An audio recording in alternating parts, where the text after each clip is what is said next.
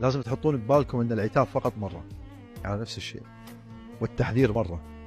اذا تبون الطرف الاخر يعطيكم قيمه، لا تكررون التحذير واللوم والعتاب كل مره من اول مره وبلهجه صارمه. وعلى فكره بعد العاطفه وانت تحاور، ترى انا احبك ولا تسوي، لا لا لا لا لا، بمنطق اكثر، بمنطقيه طبعا. خلي العاطفه على جنب، الحين في امر، في سوء فهم لازم نعديه، في مطبه لازم نعديها. انا بس بقول لك انك انت اخطات في حقي بغض النظر عن حجم الغلط. انا اذا بعديه اعديه لاني احبك، اعديه لاني شاري وجودك، اعديه لاني ابيك تبقى بحياتي. بس ترى اللي سويته غلط، هذا راح يكبرني بعينك، يكبرني لانك انسان تلقائيا وصلت لفكره انك انت انسان كريم في نفسك، انسان عندك كرامه. تخيل انا رديت على كلامك الحلو هذا، قلت يلا ذريت ما تشوف شر، لا بارك الله فيكم بقيت. لان في ناس كذي، ناس عنجهيين طغاة، على بال ان انت